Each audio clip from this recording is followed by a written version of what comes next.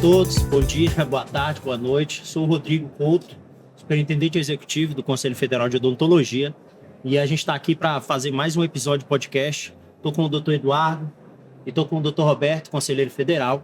A gente vai bater um papo aqui, um papo bem informal, como nas edições anteriores. O podcast ele iniciou em 2023, durante o CIOSP, é o projeto CFO Esclarece. A gente faz não só o podcast faz parte, é uma das atividades dentro desse nosso projeto CFO Esclarece, que é abordar alguns temas, alguns de natureza científica, outros mais na forma de um bate-papo, para a gente poder conversar, trazer experiências. E a gente iniciou no último CIOSP, em 2023, e retomamos agora a realização desses podcasts aqui dentro do 41º Congresso de Odontologia de São Paulo, Congresso Internacional de Odontologia de São Paulo. Nesse caso aqui em específico, a gente vai tratar um pouquinho sobre certificação digital, tá? E sobre prescrição eletrônica. Algumas pessoas já utilizam, alguns profissionais, e principalmente na atividade médica, há algum tempo, um pouco mais, mas isso pegou bastante aí após a pandemia, pela necessidade de realização de teleconsultas, atendimentos que precisavam de encaminhamento das prescrições e atestados por meio digital. E o Conselho Federal de Odontologia iniciou esse projeto também para certificação eletrônica, certificação digital dos profissionais ainda em 2020, finalzinho de 2020, em parceria com o Conselho de Farmácia, com o Conselho de Medicina e o ITI, que é a empresa de tecnologia de informação do governo federal. Então aqui a ideia é a gente fazer um bate-papo muito formal. Eu queria conversar com o Dr. Roberto aqui também, a gente vai tentar entender como que é a recepção disso para o cirurgião dentista, e a gente tem os dois lados, né? Tem como que o cirurgião dentista recepciona essa nova tecnologia, a sua utilização. A gente percebe toda vez que a gente fala sobre certificação eletrônica, que isso gera certificação digital e prescrição eletrônica, que isso gera uma curiosidade muito grande, principalmente aqueles que nunca tiveram oportunidade de usar.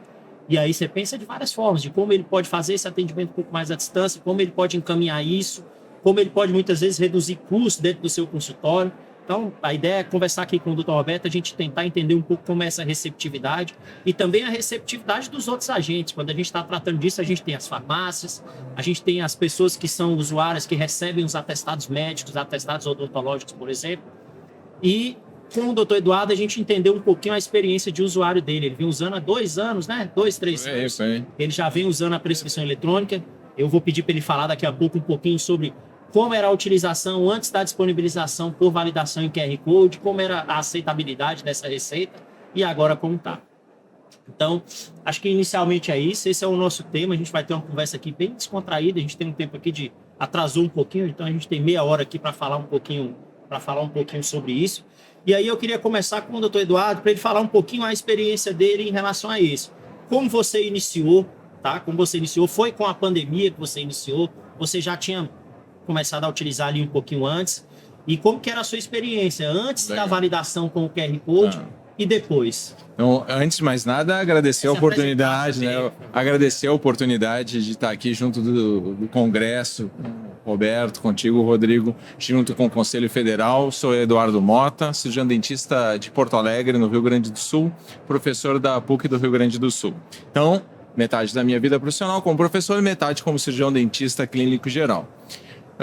Dentro da profissão eu sou muito digital, eu gosto muito de tecnologia. Então logo que surgiu a ideia do receituário digital, junto com o movimento médico e a pandemia, eu disse, eu vou começar a me aventurar por aí. Daí, obviamente, acredito que a gente ainda está num processo de implementação, não está completamente pronto o processo. Inicialmente, nós tínhamos um receituário diferente da medicina. A medicina tinha impresso junto, vinha um QR Code de certificação e do cirurgião dentista não. Então, as primeiras experiências foram negativas, né? Muitas das farmácias... Isso ainda em 2020? Não, eu acredito 21, 22... de alguns pacientes conseguiram adquirir, outros não. Então, a gente ficou um pouco receoso. Depois, com a modificação, veio a atualização do sistema e agora está funcionando em pleno vapor. Tem alguns desafios, né? A vantagem é enorme, né? O registro, o que fica com a gente para sempre, o que foi prescrito, para quem foi enviado e assim por diante, reimpressão dessa receituária se o paciente perde, tem muitas vantagens. Mas tem a adaptação também da população. Eu creio que a primeira adaptação vai ser nós como os profissionais, aprender e achar o caminho, Mas a prescrição digital é uma tendência. Tendência é uma onda que não vai parar. Depois que ela começou, é que nem foguete. Depois que decola, não dá ré. Agora vai. Então, quem estiver nos escutando, sem dúvida, deve estar em dúvida como fazer, mas eu acredito que o Conselho vai ter campanhas aí de esclarecimento e tutoriais. Como desafios, eu vejo meus pacientes com um pouco mais de idade, que não são afeitos à tecnologia, eles precisam ainda do papel, entende? Então, mesmo tendo o receituário digital e a gente enviando pelos meios de comunicação, o WhatsApp, o SMS, eles ainda preferem impresso. Mas, em casos específicos, a gente tenta fazer uma leitura se o paciente tem essa facilidade, mas a receptividade é 100%. Eu só uso o receituário digital. E hoje você, primeiro, quando você vai fazer um receituário, você faz ele digital, você encaminha ele preferencialmente de maneira digital, ou você ainda trabalha muito com impresso, ou só quando o paciente pede? Não, nós conversamos com eles, né? Então, a gente, como eu sou um clínico geral, e a gente tem esse contato direto ali com o histórico dos pacientes. Então, alguns que conseguem já agendar pelo WhatsApp, com essa comunicação, a gente já encaminha por esse meio de comunicação que já fica registrado ali com eles. Mas se já são pacientes um pouco mais antigos, preferem telefone, papel, então a gente já nem pergunta para enviar digitalmente, imprime e entrega. Certo. Mas eles já estão se acostumando com os médicos também. Sim. Hoje a gente tem uma questão, muitos cirurgiões dentistas, principalmente aqueles que têm pessoa jurídica, muitos não sabem que tem um certificado digital, sabe? E é obrigatório. Se você tem uma pessoa jurídica, você tem 2 certificados digitais obrigatoriamente. Você tem o da pessoa jurídica, você tem que ter o seu de pessoa física. Mas para prescrição, tem que ser o de pessoa física. Tem que ser o de pessoa física. Só é mais um certificado que a gente precisa muitos ter. não sabem que tem. Sabe que tem uma pessoa jurídica, foi o contador que fez lá, mas não sabem que tem o de pessoa física, sabe? Se você tem uma PJ, necessariamente você tem. Então, às vezes eu converso com alguns cirurgiões dentistas que eles falam, não, mas quando que o conselho vai oferecer um certificado digital pra gente? Aí eu vou conversando com ele, não, porque eu tenho uma clínica aqui. Eu falei, a clínica é sua? Já tem certificado. Então você já tem. Ela, não, mas eu não tenho, não tenho aqui. Mas não, conversa com o seu contador, com certeza ele fez lá com você, junto contigo. Ele fez. Já está tendo algum mecanismo, o conselho já está fazendo alguma campanha de esclarecimento, tutorial? Já. A gente tem um projeto, até o Dr. Roberto vai poder falar junto comigo aqui daqui a pouquinho sobre isso. A gente tem um projeto de oferecer o certificado digital a todos os profissionais, tá? A gente vai oferecer esse certificado gratuito, em nuvem. Eu não sei, o que você usa em nuvem, Eduardo? Ele é instalado, ele é físico. É um tokenzinho, né? O pendrivezinho, isso né? Isso aí. Então, a gente vai oferecer em nuvem. Tem a possibilidade de se usar em nuvem, tá? É mais fácil. Sim. Assim, a instalação é uma dificuldade que muitos profissionais têm ainda também, sabe? Sem um suporte de TI, é a instalação do certificado digital, em especial aquele em nuvem, que você necessariamente tem que instalar ali no computador. E a gente, entidades certificadoras, a gente, salvo engano, acho que temos 9 ou 10 no país, que são autorizadas a fazerem a certificação digital no certificado A3, que é o que se utiliza. Então, assim, a gente ainda percebe um pouco dessa dificuldade. E essa dificuldade do profissional, mas não é só do dentista, sabe? Todo mundo do cirurgião dentista, todo mundo precisa instalar o certificado, ainda tem um pouquinho dessa dificuldade. Não é algo tão simples. Então, a gente tem um projeto, a ideia é que a partir de março de 2024, a gente forneça sem custos para todos os cirurgiões dentistas ativos o certificado digital em nuvem. Então, mesmo que você já tenha um certificado digital, você pode migrar para o nosso. Sim. Que aí você não vai ter mais custo. Claro. Não vai ter mais custo. Na nuvem, obviamente, eu posso prescrever não tendo fisicamente no computador comigo. Não necessariamente. Você nem precisa ter o token também. Você pode prescrever pelo celular, por qualquer lugar. Então, sem o token fica mais fácil. Tem mais mobilidade. E aí, doutor Alberto, eu queria puxar aqui uma questão para você, que eu vejo que é um ponto que muitos cirurgiões dentistas ainda reclamam um pouquinho, que muitas vezes eles pagam anuidade, mas isso não retorna em serviço para ele. Então, eu queria que você a gente puxando esse gancho da possibilidade que a gente vai ter agora, a partir de março, de fornecer o certificado digital sem custo para os cirurgiões dentistas. Eu queria que você falasse um pouquinho sobre a questão da certificação digital, de o quanto essa modernidade é importante, tanto para o cirurgião dentista, quanto para a relação entre cirurgião dentista e paciente.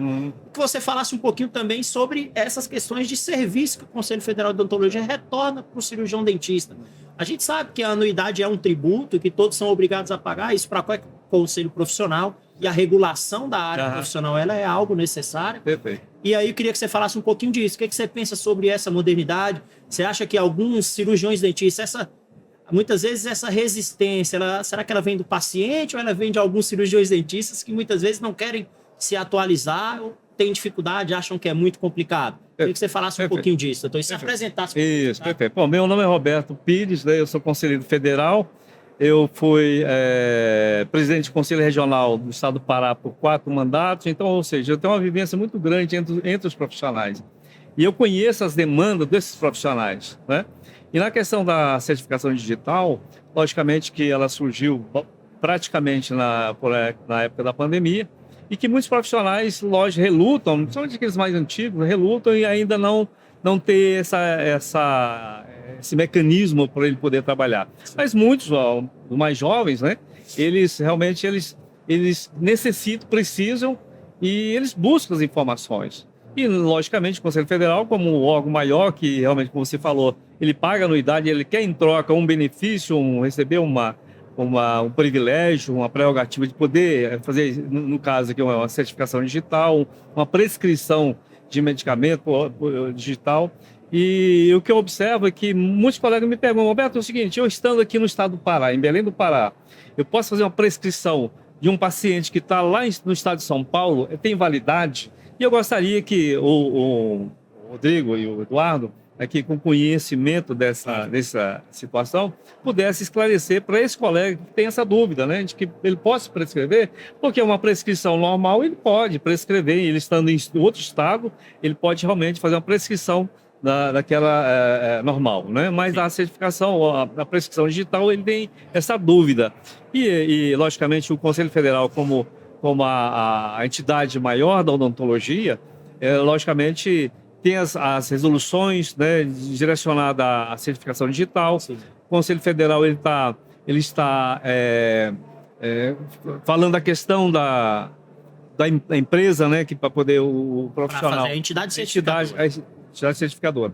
Então, nesse sentido, Rodrigo e Eduardo, essa dúvida que esse colega tem, como é que podemos tirar essa dúvida desse colega? Eu vou falar um pouquinho assim do início, quando a gente começou a trabalhar nisso, sabe? Uma das nossas grandes preocupações era isso. Era o CFO atuar, e ali foi a época da pandemia, quando tinha uma demanda muito alta pela teleodontologia, ainda o pessoal tentando entender um pouquinho como que seria isso, e a gente tinha muita demanda disso, porque a medicina se fortaleceu muito com a telemedicina naquele período, e aí existem especificidades muito, muito diferentes entre a medicina e a odontologia, mas a gente tinha essa demanda muito grande, mas de nada adiantaria a gente tentar avançar pela regulamentação da teleodontologia se a gente não fornecesse subsídio para que houvesse a prescrição eletrônica. Como você iria enviar essa receita para o paciente? Como você iria passar esse atestado ao paciente? Então, naquelas discussões, a gente fez muitas conversas com o Conselho de Farmácia para tentar uma mobilização deles com os farmacêuticos, com as farmácias, para que aceitassem efetivamente essa prescrição. No início, a gente teve muita dificuldade, como o doutor Eduardo colocou, por conta da validação do QR Code. Certo. A validade é a mesma, com QR Code ou sem QR Code. No entanto, na prática, para você validar e você ter certeza da autenticidade de uma receita sem o QR Code, o caminho é muito mais complicado. O farmacêutico, a pessoa no atendimento da farmácia, tinha que dar muito mais voltas. Então, eles não aceitavam muitas vezes por conta dessa dificuldade. Dificuldade também imposta pela nossa dificuldade tecnológica naquele momento. Então, a gente já avançou nisso com a possibilidade de validação via QR Code, e isso facilitou demais, porque você vai chegar, você pode imprimir ou não, mas você pode chegar aqui com ele na tela do celular, com essa prescrição, e o farmacêutico vai validar. Então, isso aumentou muito a aceitabilidade da receita emitida pelo cirurgião dentista. O senhor pontuando em relação à validade em outros estados, ela é validade em todo o território nacional. Isso não há óbice quanto isso. A gente entra em outras discussões quanto ao atendimento de profissional em outro estado. Mas aí é uma outra discussão. Mas quando o paciente recebe aquela prescrição, por exemplo, em Belém, certo? Ele vai numa farmácia aqui em São Paulo. Ou seja, o meu CRO é do estado do Pará, perfeito? Eu prescrevi lá. Ele pode ir numa farmácia aqui em São Paulo, logicamente, fazer a leitura, o farmacêutico vai fazer a Sim. leitura, não tem sem problema nenhum. Vai Legalmente não tem. Doutor Eduardo pode Não, falar um pouquinho eu não sobre a vejo experiência nenhum- dele, Eu não mas passei legalmente por- não tem. Eu não passei. Essa restrição nunca foi relatada. Nunca foi, E é é. comum, os pacientes estão se deslocando. Certo. Isso é Eu natural. tive muito mais restrição antes do QR Code. Essa devia ser muito, tinha ter muita reclamação, né? Na época, essa o pessoal tinha que não restrição. era aceito, né? Isso. 70% das receitas não eram aceitas. Não eram aceitos por conta da falta do QR Code. Mas essa questão do deslocamento. Não há problema, não. Nunca Né? houve. E aí eu queria que você falasse um pouquinho também, Eduardo, sobre a questão da utilização. Assim, eu não sei, no seu caso em específico, se você teve algum suporte tecnológico ali para poder instalar, se foi você mesmo que fez, a utilização, você tem um sistema próprio, porque você falasse até um pouquinho, você tem um sistema. Isso. Você tem um sistema de gestão do seu consultório e esse sistema tem uma funcionalidade, Um módulo de realização de prescrição eletrônica. Então eu queria que você falasse um pouquinho, até para esclarecer para as pessoas, assim, desde o início, sabe? Quando você começou a utilizar, foi você mesmo que iniciou? Você teve algum suporte? Alguém te auxiliou?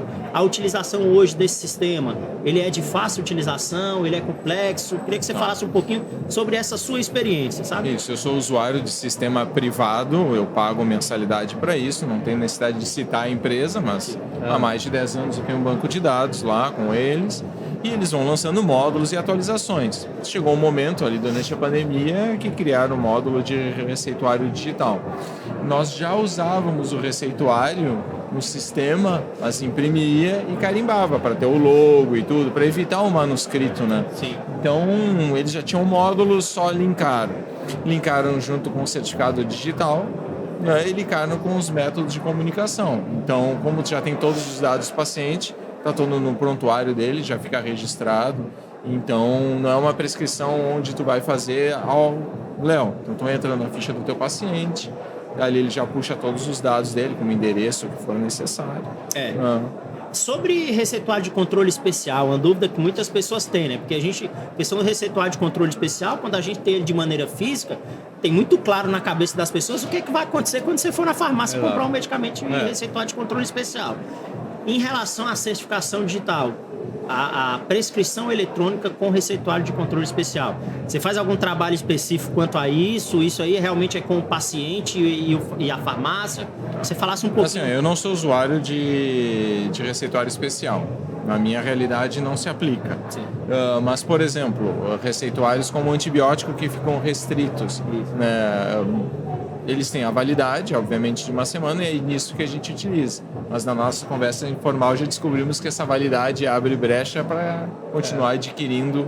Eu acho interessante, inclusive, a gente ter já noção de como utilizar um receituário especial, né?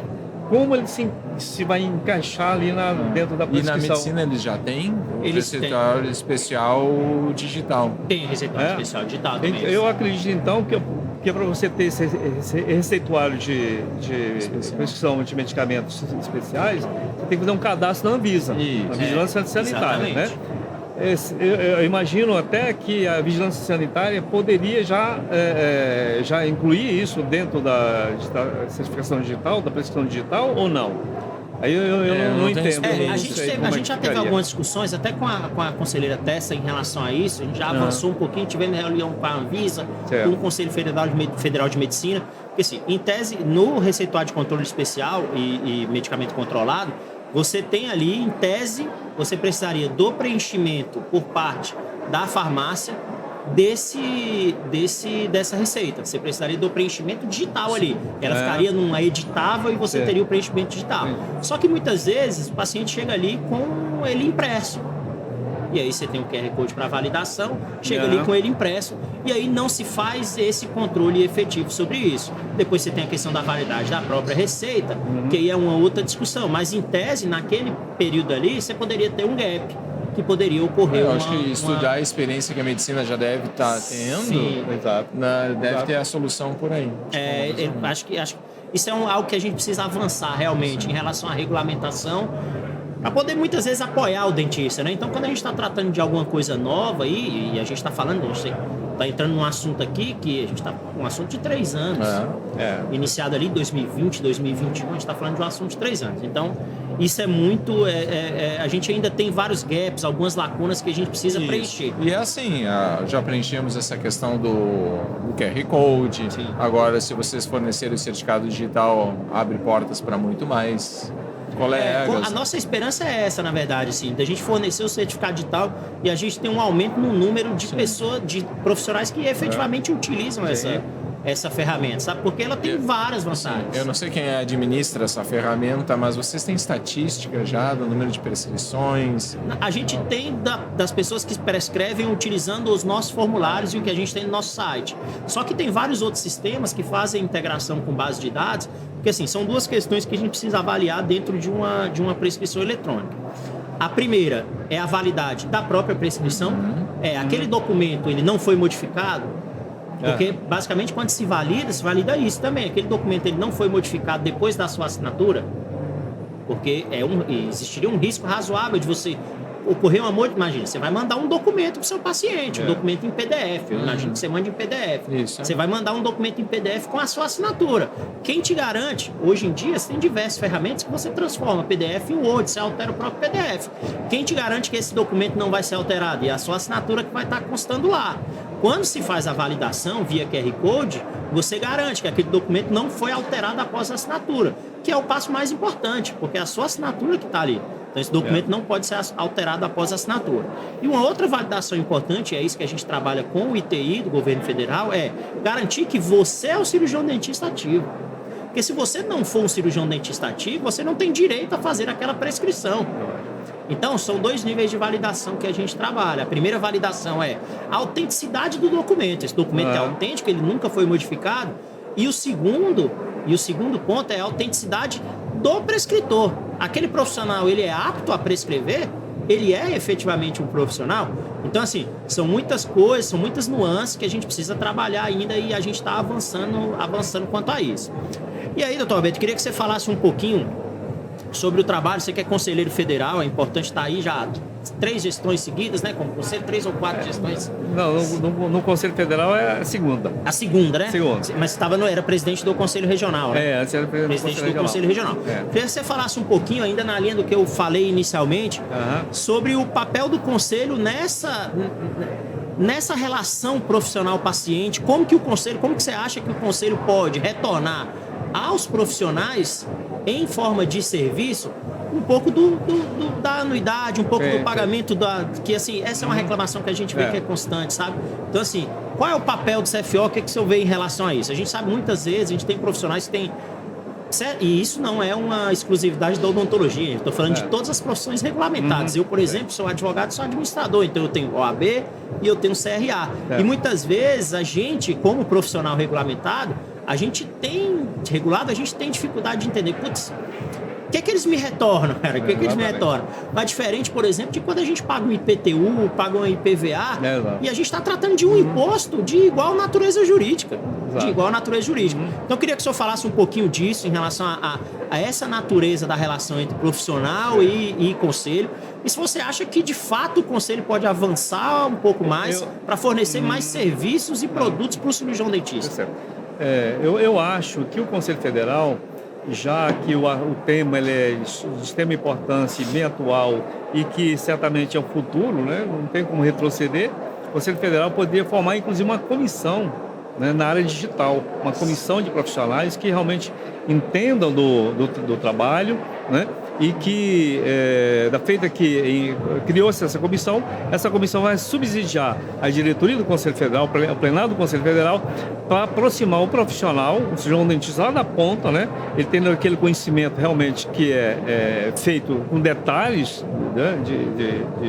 de dar o conhecimento para o profissional e que, na verdade, certamente essa aproximação, né, ela vai ser de forma natural e vai evitar, inclusive, do profissional ficar sempre naquela reclamação: poxa vida, eu pago o Conselho Federal, pago a anuidade, mas não tem nada em troca. Não tem nada. Isso na verdade, ele tá, muitas vezes ele não está bem informado, porque o Conselho Federal ele ajuda muito o profissional, né, nas questões das relações éticas, de proteger mesmo o profissional e, logicamente, proteger o cidadão.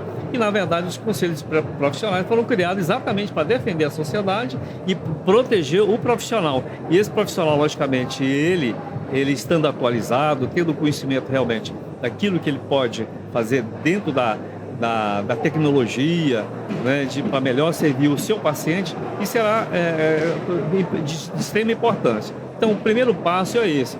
Eu acho que deveria criar uma comissão dentro do Conselho Federal da certificação digital e avançar em outros temas relacionados a isso.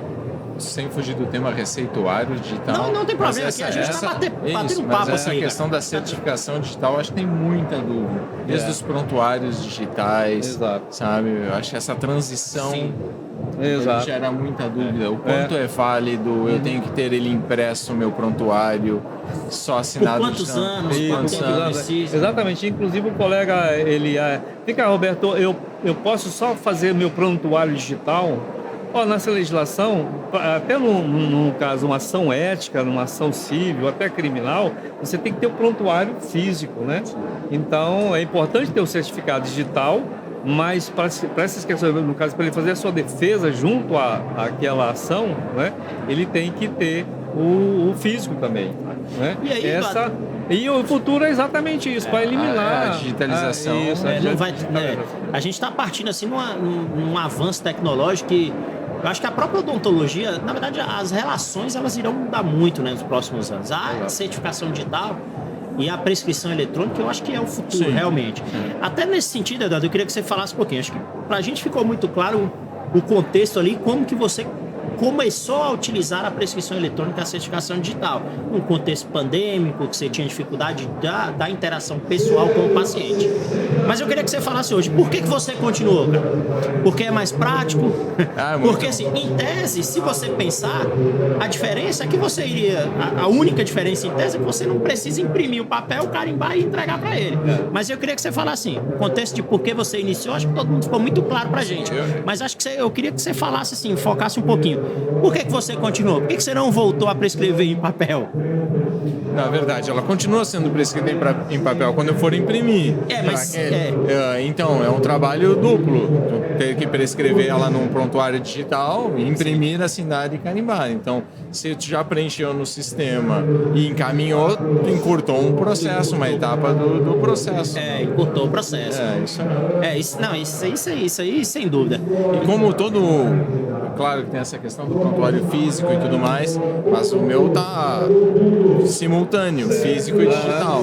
Mas está na hora disso, mas todas as prescrições já estão. Mas isso é importante dar muita ênfase a essa questão, aqueles que estão nos vendo agora, né? O Eduardo, ele faz a experiência dele de digital e o físico é de extrema importância, porque o colega acha que não, eu fazendo digital eu não preciso ter o trabalho de fazer o físico, né? Mas nós temos que marcar um dia para isso acabar. Isso não foi marcado ainda. É inevitável, né? A prescrição já foi. A prescrição já foi. E agora o prontuário. Agora a gente vai ter, em algum momento, isso vai ser enfrentado. Mas quando eu digo enfrentado... O prontuário e o receituário são praticamente a mesma coisa. Quando eu digo enfrentado, não é pelo Conselho somente federal. Eu acho que a própria sociedade, um momento, vai ter que enfrentar isso. Eu tenho um exemplo na advocacia que é do PJE. A gente lembra quando a gente fazia peticionamento físico, a gente ia lá na vara, ia no protocolo da vara, fazia o peticionamento. A gente tinha muito disso. A partir do momento que se colocou o PJE, marcou-se ali uma linha do tempo. Você não precisa ter mais nada físico. É claro que a gente está tratando da advocacia, a gente está tratando aqui da saúde, do paciente. Existem diferenças aí. Mas eu acho que é um momento, isso vai ser inevitável. E eu nem acho que esse momento esteja muito distante de acontecer. E eu nem acho que esse momento esteja muito distante. A gente chegou aqui a 32 minutos aqui do podcast. Acho que foi um período bom aqui para a gente conversar, as pessoas entenderem um pouquinho, principalmente a perspectiva aqui do Eduardo sobre a utilização na prática, como ele iniciou no contexto. Eu recomendo, experimentem, depois que entrar no processo não volta mais. Importante também a participação aqui do Dr. Roberto, para trazer um pouquinho a questão do conselho, do papel do conselho, essa relação que muitas vezes a gente o cirurgião dentista, o profissional, não só o cirurgião dentista, mas o profissional regulado tem dificuldade de entender um pouquinho sobre o papel do conselho em relação a isso. E muitas vezes a dificuldade também que se tem cobra decisões rápidas, mas a gente tem todo um contexto. Eduardo até deu a experiência aqui. A gente lançou inicialmente uma prescrição eletrônica no momento da pandemia, que era recusada por 70% das farmácias. Exato. Então, tudo isso se tem um trabalho ali para realizar. Então, é isso. Eu queria que vocês se despedissem, por favor, desse um recadinho final aí, se despedissem. Começar aqui pelo Dr. Eduardo. Então tá, Rodrigo, obrigado, agradeço ao Conselho Federal, Dr. Roberto aqui junto, prazer estar com você, sempre que o Conselho precisar da gente é uma honra dividir e devolver um pouco de tudo que a gente passou por esses anos e precisar lá de Porto Alegre, conta comigo, obrigadão. Grande abraço. Dr. Roberto, por favor. Um prazer estar aqui com você, Rodrigo, doutor Eduardo. O doutor Eduardo certamente é uma referência nesse tema, né? Sim. Então, eu acho que foi muito produtiva a nossa conversa e certamente aqueles que vão assistir o podcast, que vão ouvir, certamente ele adquire um pouco mais de conhecimento. Aí fica aquela ainda pergunta, né? Como vai ficar as prescrições de medicamentos controlados por causa da Anvisa? Esse é o próximo desafio. Esse é o desafio. Um desafio cada vez. Exatamente. Então foi gratificante estar aqui participando desse podcast. E esse amadurecimento, esse entendimento, ele está ocorrendo, ele vai ocorrer na prática, né? Muito acelerado pela questão pandêmica. Mas se não fosse isso, talvez hoje a gente nem estaria discutindo aqui esse podcast. Exato. Talvez se não fosse esse momento ali, a gente hoje não estaria tendo essa discussão, porque seria um assunto ainda diminuto e secundário. Exato. E aqui a gente está trazendo a importância desse tema aqui. Mas isso também tem as suas desvantagens. A gente está aperfeiçoando e aprimorando na prática, né?